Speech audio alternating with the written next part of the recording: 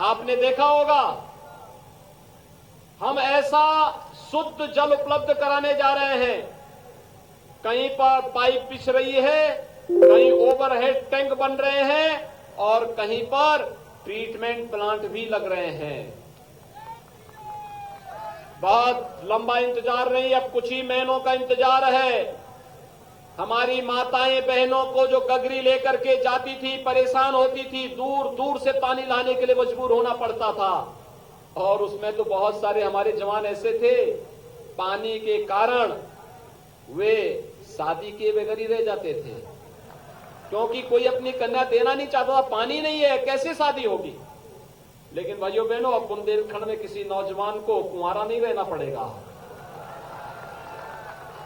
एक पुख्ता व्यवस्था हमने कर दी है। हर घर नल की योजना, पानी के लिए अब घर के बाहर भी नहीं जाना पड़ेगा, घर के अंदर ही पानी की टोटी रहेगी। सबको पानी, पर्याप्त पानी और निर्बाध पानी आपको यहां पर बुंदेलखंड में हर गांव में हर घर तक पहुंचाने का कार्य कोई कर रहा है। तो ये प्रधानमंत्री मोदी जी के नेतृत्व में डबल इंजन की सरकार कर रही है। भाइयों बहनों, यही नहीं, हर खेत को पानी और हर हाथ को काम, यह भी भारतीय जनता पार्टी की डबल इंजन की सरकार कर रही है। 1 दर्जन से अधिक सिंचाई की परियोजनाओं को हम पूरा कर चुके हैं। 1 दर्जन से अधिक सिंचाई की परियोजनाएं पूरी हो गई हैं। और भाइयों बहनों, मैं आपको आश्वस्त करने के लिए आया हूं। कल मैं महोबा में था, हमीरपुर में था, ललितपुर में था और मैं जहां जाता था पूछता था भी क्या स्थिति है। अर्जुन सहायक परियोजना ने जिस किसान के खेत का दाम 500-600 मिलता था, आज उसी किसान को 8,000 10,000 रुपया मिल रहा है। जिस खेत का दाम पहले 50,000 60,000 था, आज उसी खेत का दाम 8 लाख 10 लाख उस किसान को प्राप्त हो रहा है। ये बदली हुई परिस्थितियां हैं बुंदेलखंड की। और यही नहीं, लोग कह रहे थे रोजगार रोजगार रोजगार। मैंने कहा देखो, बुंदेलखंड एक्सप्रेसवे को बनने दीजिए, डिफेंस कॉरिडोर को बनने दीजिए, सिंचाई के सभी परियोजनाओं को पूरा होने दीजिए। बुंदेलखंड का हमारा युवा रोजगार के लिए बुंदेलखंड के बाहर नहीं, पूरा देश रोजगार पाने के लिए बुंदेलखंड में आएगा और देने वाला बुंदेलखंड का हमारा नौजवान होगा। हमारा बुंदेलखंड अब किसी के सामने हाथ नहीं फैलाएगा, बल्कि एक बार फिर से हर बुंदेलखंड वासी कह उठेगा कि मेरा बुंदेलखंड तो सबसे प्यारा है, धरती से न्यारा है, स्वर्ग से भी न्यारा है। और भाइयों बहनों, यह कार्य किया है प्रधानमंत्री मोदी जी के मार्गदर्शन में भारतीय जनता पार्टी की डबल इंजन की सरकार ने। भाइयों बहनों, दूर जाने की आवश्यकता नहीं। मुझे बताइए, सच्चा साथी कौन? जो आपकी विपत्ति में रहे, संकट के समय रहे, वही साथी होता है ना। जो संकट के समय में धोखा दे, वह साथी नहीं होता, वह अवसरवादी होता है।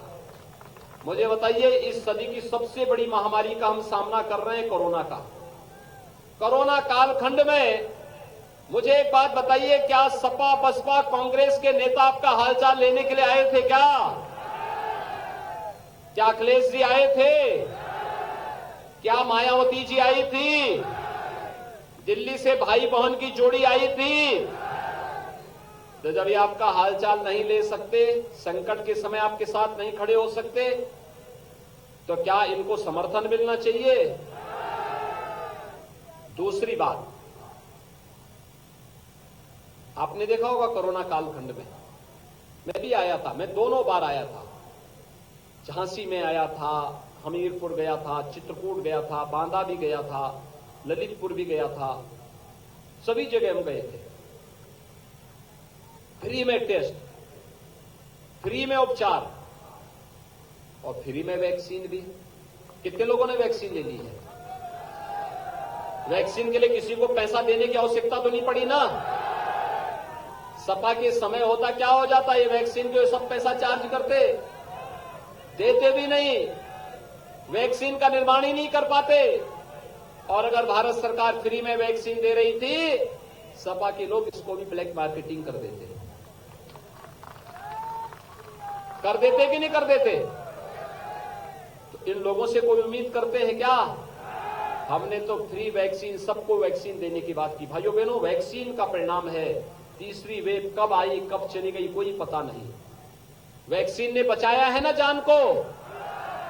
वैक्सीन के ही कारण आज हम हजारों की संख्या में यहां पर खड़े हैं, यहीं पर बैठे हैं, एक साथ बैठ के चर्चा कर पा रहे हैं।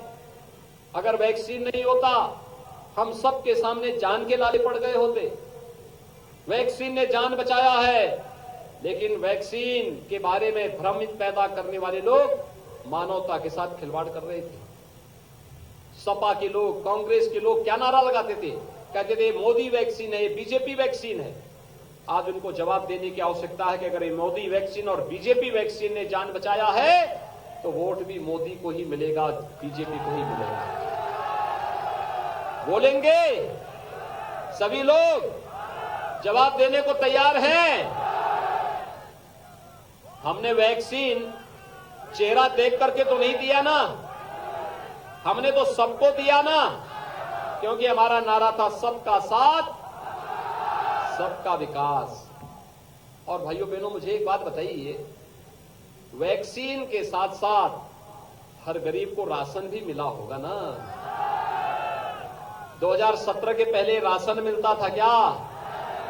2017 के बाद तो राशन मिल रहा है ना?